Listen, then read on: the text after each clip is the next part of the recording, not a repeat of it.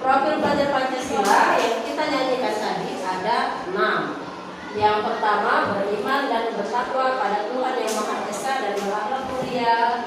Yang kedua, berkebinekaan global. Yang ketiga apa? Yang keempat, yang kelima, yang keenam, kreatif. Nah, secara garis besar kita sudah tahu ya ada 6. Tetapi dari ke-6 ini, apakah kita paham arti dari profil pelajar Pancasila tersebut? Kita akan bahas satu persatu. Yang pertama, kita masuk kepada poin beriman dan bertakwa pada Tuhan Yang Maha Esa dan berakhlak mulia. Ya, inti dari poin profil pelajar Pancasila yang pertama itu adalah mengamalkan nilai-nilai agama yang kita anut sebagai bentuk dari religiusitas kita. Ya. Kemudian elemen-elemen yang ada di dalam poin beriman dan bertakwa pada Tuhan Yang Maha Esa itu terbagi menjadi 5 elemen. Elemen yang pertama adalah akhlak beragama. Ya, akhlak beragama. Di mana di sini dalam akhlak beragama kita harus mengenal dan mencintai Tuhan. Sudah kenal belum dengan Tuhan? Sudah cinta belum dengan Tuhan? Nah, ditanya gimana cara kalian cinta dengan Tuhan? Dengan cara mengerjakan semua perintahnya dan menjauhi larangan yang dilarang oleh Allah. Itu cara kita mencintai Tuhan. Ya, mencintai Tuhan. Sebagai bentuk kita mencintai Tuhan, tadi kan kita sudah melaksanakan sholat duha di kelas ini kan? Ya. Itu sebagai salah satu bentuk dari kita untuk mencintai Tuhan. Dan itu akan kita lakukan perlahan-lahan, otomatis dia akan mengubah akhlak kalian menjadi akhlak pribadi yang lebih baik lagi nantinya.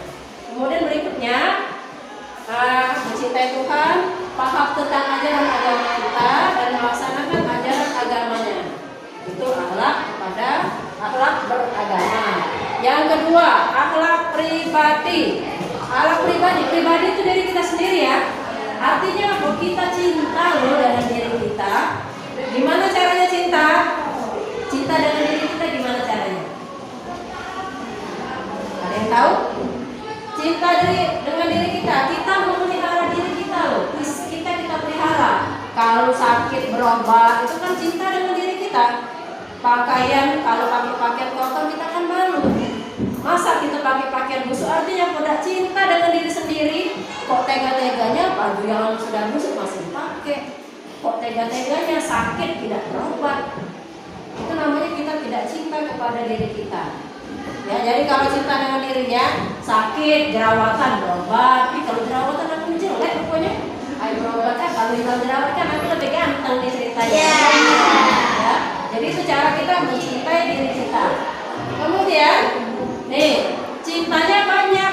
Fisik ya, tadi fisik ya, kita mandi biar wangi. Kemudian mentalnya jangan ada sifat iri dan dengki. Kalau kawan sukses, dia tuh curang dan juaramu. Nah, itu kita tidak merawat mental kita dengan baik. Kemudian spiritual agama kita, ya tadi kita sholat segala macam itu cara kita cinta kepada diri kita sendiri. Kemudian berikutnya akhlak kepada manusia. Nah, kepada manusia ini sama-sama kawan sekelas ini. Nah, akhlak kita gimana dengan teman? Baiknya menghargai perbedaan. Kawannya berbeda, otaknya yang ini lebih pintar, yang ini agak di bawah dikit. Jangan menghina, tapi kita support. Kau yang kurangnya di bagian mana ya, pelajaran tadi yang belum bisa aku tolong nggak jelasin. Nah, itu cara kita menghargai perbedaan. Yang berikutnya adalah empati. Empati itu rasa kita berbelas kasihan kepada kawan yang mengalami musibah. Ada kawan rumahnya kebakaran. Rumahnya kebakaran nih, syukurlah. Itu tidak empati namanya. Kalau kita berempati, yuk kita sumbangan, yuk kita ngumpul ke baju bekas yuk untuk menyumbang kepada teman kita yang rumahnya kebakaran. Jadi ada empati. Yuk kita sumbangan duitnya, kalau tidak punya 1000 saja jadilah. Akhirnya terkumpul kita sumbang, namanya kita sudah berempati kepada kawan kita. Kawan kita tidak punya pena, kita pinjami. Jangan tidak punya pena, kita kata buntu nian miskin.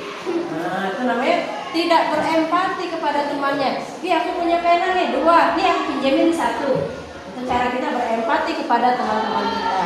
Ya. Kemudian berikutnya akhlak kepada alam. Nih akhlak juga nih sesuai dengan yang pertama, beriman dan bertakwa kepada Tuhan Yang Maha Kuasa dan berakhlak mulia. Akhlak kepada alam dan lingkungan. Cinta nggak dengan lingkungan? Gimana caranya cinta dengan lingkungan? Merawat tanaman, bunga yang ada di luar disiram. Bunga itu kalau bisa ngomong dia, wih aku nih aus, siram dong saya. Nah, jangan ada tanaman sepanjang jalan tanaman srek ditarik, ya gundul lah tanamannya. Tanaman kalau mau ngomong, ya aku sakit badan aku, ditarik. Nah itu namanya kita cinta kepada alam. Ada kucing kita lewat, ada kucing lewat ya, tung. Apa kata kucing kalau dia ngomong, aku sapi, aku tendang, aku salah itu kamu tendang. Tidak cinta kepada alam, tidak cinta kepada lingkungan. Tumbuhan, hewan itu makhluk ciptaan Allah, semua harus kita cintai. Jadi kita masuknya ke sini, akhlak mulia. Berikutnya elemen berapa kepada negara. Jadi kepada negara juga kita punya kewajiban. Kewajiban kita apa? Mematuhi aturan. Termasuk kalian sebagai pelajar mematuhi aturan-aturan sekolah. Ini bagian dari bentuk kalian untuk cinta kepada negara dengan cinta tata tertib dan menjalankan tata tertib di sekolah. Ya. Selanjutnya masuk ke sini. Berkebinekaan global yang kedua. Berkebinekaan global. Ini artinya kita berbudaya. Kita cinta kepada budaya kita khas Banyuasin. Tetapi kita juga mengenal dan cinta kepada budaya dari kabupaten-kabupaten lain. Ya, jangan menghina budaya orang lain karena masing-masing budaya punya kelebihannya masing-masing yang harus kita pelajari. Kemudian elemennya adalah mengenal dan menghargai budaya, kemudian menghormati budaya. Kita masuk ke elemen gotong royong. Gotong royong tahu? Kita sudah sering melakukan gotong royong. Gotong royong itu kita mampu berkolaborasi, kerjasama dengan orang lain, bahwa kemudian kita sadar bahwa kita tidak bisa hidup sendiri. Coba ibu ditanya, bisa nggak kalian hidup sendiri? Bisa, kita nggak bisa hidup sendiri. Kita perlu orang lain, kita perlu gotong royong. Contohnya, kalau tidak membutuhkan orang lain, saya tidak mungkin tampil di depan seperti ini. Saya kan pakai baju. Baju ini dibuat oleh orang lain, tidak bisa saya bikin baju sendiri. Jadi itu dengan berpikir begitu kita menanamkan kesadaran bahwa kita ini bukan apa-apa loh tanpa orang lain. Kita bisa pakai sepatu bagus karena orang lain, ya. Kita bisa tampil cantik, modis, pakai baju, pakai jilbab bagus karena orang lain. Saya nggak bisa bikin baju sendiri, saya nggak bisa bikin jilbab sendiri. Jadi kadang kalau ada orang yang bilang saya hebat, tidak butuh orang lain, bohong gitu, ya. Sehebat apapun kita butuh orang lain. Jadi itu dari makna dari gotong royong bahwa kita sadar bahwa kita tidak bisa hidup tanpa orang lain. Kemudian elemennya yang pertama kerjasama. Kerjasama tahu? Kerjasama kelas ini bisa bagus karena apa? Kemudian yang berikutnya berkomunikasi. Kerjasama tanpa komunikasi bisa nggak? Misalnya kalian bekerja sama, Ibu Eli tidak mengkomunikasikan dengan kalian. Ini tugasnya bersihin jendela, ini tugasnya nyapu, ini tugasnya bagian bunga di depan, membuat bunga atau pot-pot kembang. Kalian bisa bergerak bekerja karena ada komunikasi kan? Karena saya ngomong dengan kalian, tercipta komunikasi sehingga beritanya menjadi jelas. Yang berikutnya menumbuhkan rasa saling ketergantungan. Nah kita ini ketergantungan satu sama lain, ya. Ketergantungan seperti apa? Airin tidak bisa dibilang juara 2 tanpa adanya anggota satu kelasnya.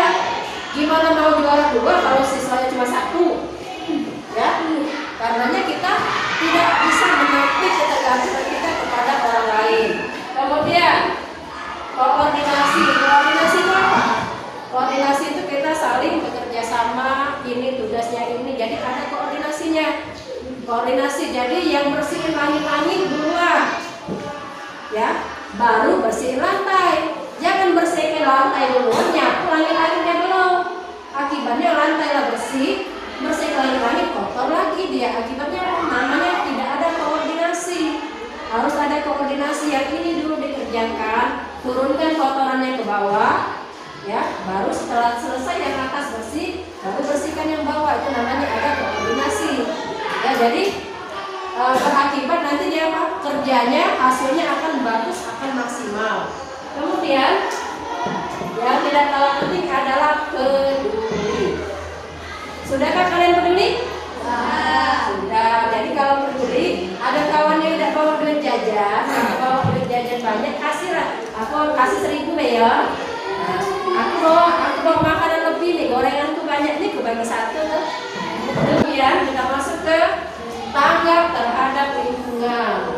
Nah, lingkungan kita, bunga kita udah bagus, jatuh potnya, tersepak oleh anak-anak yang lain. Tanggap deh kamu terhadap lingkungan. Ada lihat jingotnya baik. Nah, tidak tanggap, apa mau nak ditegak support itu, apa nak dibenerin, tanahnya mau diambil. Tanggap terhadap lingkungan ya. Ada sampah berserakan diambil. Jangan nak nunggu guru nyuruh baru memungutin sampah, guru nyuruh baru nyapu. Jadi tanggaplah terhadap lingkungan. Rasa kepekaannya diasah kembali. Ya, itu untuk poin ya buat pengelola. Sampai di sini ada yang ingin ditanyakan? Tidak ada? Oke, mungkin ini sebagian dari profil pelajar Pancasila. Yang berikutnya akan kita sambung di pertemuan berikutnya ya. Mudah-mudahan sampai di sini kita elemen-elemennya kita paham dan akan menjadi sesuatu yang menyatu dengan diri kita untuk perubahan kita ke arah profil pelajar Pancasila yang lebih baik lagi. Oke, kita akhiri sosialisasi tentang profil pelajar Pancasila. Semoga bisa dipahami oleh semuanya. Saya akhiri.